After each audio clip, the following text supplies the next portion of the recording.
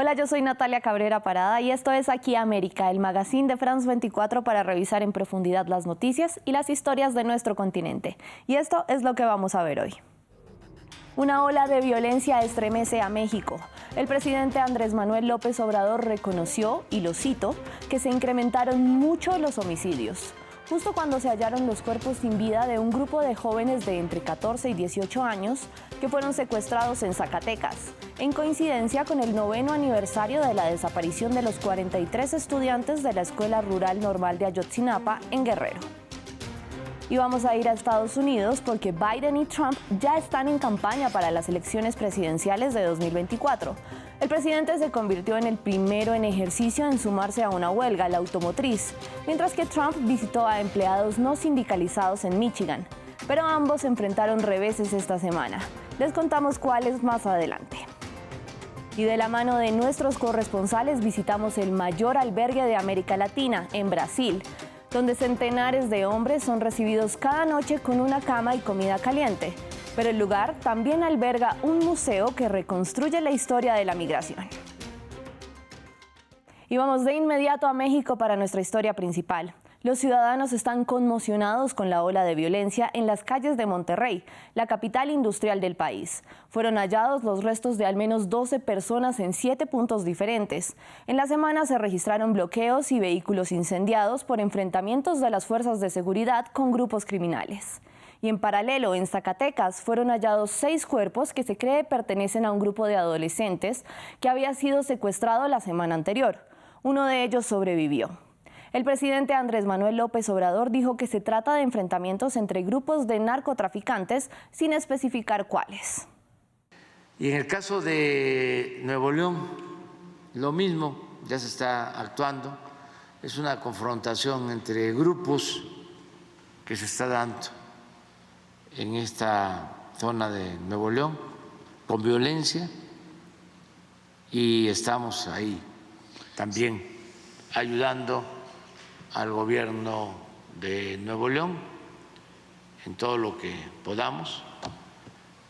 Está participando la Guardia Nacional, también la Secretaría de la Defensa. Y es lamentable lo que sucedió en Zacatecas de los jóvenes. Lo mismo, estamos haciendo la investigación de los jóvenes. Hay uno que afortunadamente está vivo, herido, y está declarando para conocer el porqué de estos crímenes. Los hechos ocurrieron en la misma semana en que se cumplió el 9º aniversario de la desaparición de los 43 estudiantes de Ayotzinapa, un caso que conmocionó al país y del que aún quedan muchos interrogantes. El gobierno de Andrés Manuel López Obrador presentó un informe de lo sucedido en el que aseguró que los jóvenes fueron confundidos por integrantes del cártel Guerreros Unidos, una versión que los familiares de los normalistas rechazan al argumentar que se asemeja a la llamada verdad histórica. Este es el informe que presentó el gobierno del entonces mandatario Enrique Peña Nieto y que fue desestimado por expertos de la Comisión Interamericana de Derechos Humanos. Los jóvenes desaparecidos eran herederos de una larga tradición de lucha campesina en el estado sureño de Guerrero, provenientes de la misma escuela que el líder guerrillero Lucio Cabañas, asesinado en 1974, en la época conocida como la Guerra Sucia, que abarca desde la década de los 60 a los 80. Una época en que las normales rurales de México sufrieron gran estigmatización y reducción en su número. Veamos el informe. Las afueras del campo militar número 1, rodeado de estudiantes normalistas de Ayotzinapa, en el marco del 9º aniversario de la desaparición de los 43 jóvenes en Iguala. El interior, abarrotado de soldados y policías. Contrasta con lo que sucedía ahí mismo en 2022, cuando fueron recibidos sobrevivientes de torturas perpetradas en este recinto durante la década de 1970. Entre ellos estaba el primo del líder guerrillero Lucio Cabañas, un maestro egresado de la Escuela Normal Rural de Ayotzinapa, donde estudiaban los 43. Que nos digan dónde están o dónde están las fosas clandestinas, ¿sí? Porque es importante saber dónde están nuestros familiares. Otro en la lista, el cantautor Rosendo Radilla, fue desaparecido en Guerrero a manos del ejército en 1974 por su apoyo a la guerrilla campesina, un caso resuelto por la Corte Interamericana de Derechos Humanos en contra de México. De las 17 sentencias pronunciadas por la institución contra el país norteamericano, 6 son sobre violaciones cometidas por el ejército en el estado de Guerrero. Desde la década de los 60, las montañas del estado de Guerrero están llenas de cuerpos sin reconocer. Antes los enterraba el ejército, hoy los entierra el narcotráfico, que a su vez ingresó al territorio gracias a las propias Fuerzas Armadas, quienes en aras de atrapar a Lucio Cabañas intercambiaron la permisividad para cultivos ilícitos por información de la guerrilla, según una investigación del Colegio de México. Con una disculpa no nos van a devolver a nuestros muertos y a nuestros desaparecidos y no nos van a quitar absolutamente nada del dolor que nosotros ya tuvimos que pasar. La defensa de la educación campesina ha sido estandarte de la Escuela Raúl Isidro Burgos de Ayotzinapa desde que Lucio Cabañas estudió ahí. Criminalizan la lucha social. Aquí en Guerrero ser luchador social es ser delincuente. Ser estudiante de una normal rural es condenarse a muerte. Gratuitas, con internados, comedores y un plan de estudios con trabajo agrícola. Las normales rurales son aún la esperanza de muchas familias campesinas. Durante el gobierno de Gustavo Díaz Ordaz, de 1964 a 1970, estas instituciones fueron ocupadas por el ejército y al final de su gobierno quedaron solo 17 de 36. Aunque el actual presidente Andrés Manuel López Obrador prometió rescatar el modelo educativo de las normales rurales, en 2021 su gobierno implementó un recorte presupuestario del 85% para estas escuelas, lo que ha sido señalado como un intento más de terminar con ellas. Así también, López Obrador había prometido regresar al ejército a los cuarteles y, contrario a ello, en su mandato se han incrementado los poderes de la institución militar. En Estados Unidos, a más de un año de las elecciones presidenciales, Biden y Trump ya están en campaña por los votos del llamado Cinturón de Óxido, una región del noreste y el medio oeste de Estados Unidos que fue clave para la victoria de Trump en 2016. Ambos aprovecharon la huelga de sindicatos automotrices que completa más de 2 semanas para acercarse a ellos, pero mientras lo hacían, sufrieron cada uno un ataque. Por un lado, los republicanos en la Cámara de Representantes iniciaron la primera audiencia de investigación para abrir un juicio político contra el presidente Joe Biden. Y por el otro, la justicia de Nueva York ratificó el inicio del juicio por fraude fiscal, algo que Trump quería posponer. Nos amplía Manuela Cano. 2 visitas con un mismo objetivo implícito: conseguir votos en la que se prevé será la justa presidencial. El actual mandatario estadounidense Joe Biden y su predecesor Donald Trump se desplazaron a Michigan, uno de los lugares donde se desarrolla la huelga automotriz, que comenzó a principios de septiembre, y también uno de los puntos clave en miras de las elecciones de 2024. En 2020, Biden logró quedarse con el estado que hace parte del conocido como Cinturón del Óxido. Michigan pasó de manos republicanas a demócratas por poco más de 150,000 votos. Con las elecciones como telón de fondo, Biden optó por sumarse a la huelga automotriz, una imagen inédita en la historia moderna de Estados Unidos.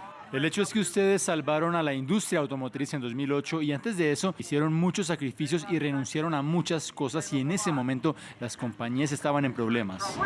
Por su parte, Trump fue a una fábrica automotriz no sindicalizada, saltándose el segundo debate republicano. Desde allí lanzó críticas a su posible contendor en los comicios de 2024. Ayer, Joe Biden vino a Michigan para posar para fotografías en la huelga, pero son sus políticas las que envían a los trabajadores automotrices de Michigan a las filas del desempleo. Pero para ambos, la semana estuvo movida más allá del ámbito preelectoral. Biden estuvo en el punto de mira de la Cámara de Representantes, donde los republicanos dieron inicio el jueves a la primera investigación de juicio político en su contra. Lo acusan por supuesto abuso de poder, obstrucción y corrupción. Mintió al decirle al pueblo estadounidense que había un muro absoluto entre sus deberes oficiales del gobierno y su vida personal. El proceso es largo. Se espera que se celebren múltiples audiencias de este tipo y, de ser aprobado, el juicio político pasaría al Senado, donde los demócratas tienen una estrecha mayoría, por lo que todavía está lejos de afectar al inquilino de la Casa Blanca. Por el lado de Trump continúan los problemas legales. El expresidente fue acusado por un cargo de fraude por haber inflado el capital de sus empresas para obtener beneficios tributarios. Una acusación más a la larga lista del magnate, en la que se encuentra su intento de anular las elecciones de 2020, el haber guardado en su mansión documentos clasificados después de salir de la Casa Blanca y falsificado el reembolso del pago a una estrella porno para que mantuviera su silencio. Unos casos que parecen no afectar la popularidad del expresidente, que sigue siendo el favorito de los republicanos según múltiples encuestas, como las más recientes de Reuters Ipsos. Brasil tiene el albergue más grande de América Latina y está ubicado en Sao Paulo, que fue durante casi un siglo el punto de mayor afluencia de migrantes hacia Brasil. Por este edificio pasaron 3,5 millones de migrantes de más de 70 nacionalidades. A finales de la década de los 70, este centro fue desmantelado, pero volvió a funcionar gracias a una ONG italiana que acoge tanto a brasileños como a extranjeros. Veamos el informe de nuestro equipo en terreno. El albergue de Brás resiste entre los rascacielos como un baluarte de solidaridad en la mayor metrópolis de América Latina. Todos los días, centenas de hombres esperan su vez para acceder a su hogar temporal, donde les espera una cama y una comida caliente. En esta tarjeta viene toda la información, como la foto y el nombre de la persona. El padre Simone es un misionario italiano que hace casi 2 décadas se radicó en el barrio histórico de la inmigración de San Paulo. Su organización nació en Turín, en una fábrica de armas transformada en una casa de acogida. Desde 1996, la sede brasileña dio amparo a 73.000 varones. Diría que la gran mayoría de las personas hospedadas aquí son brasileños. Históricamente tuvimos antes de la pandemia muchos africanos y también muchas personas que llegaron de otros países de América Latina. La mitad de este edificio es ocupado hoy por un museo que reconstruye la historia de la inmigración a través de una colección de casi 13.000 objetos.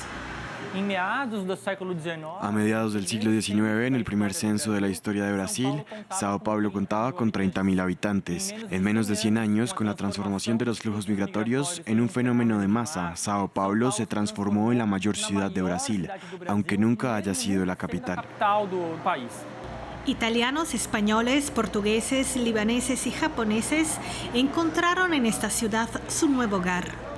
Hoy sus descendientes pueden investigar sus orígenes en los archivos del museo.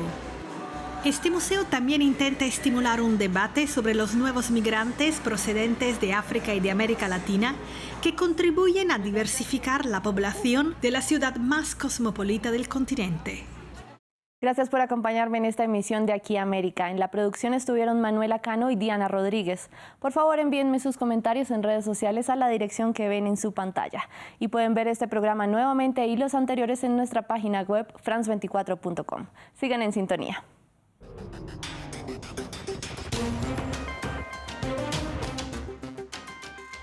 Enlace.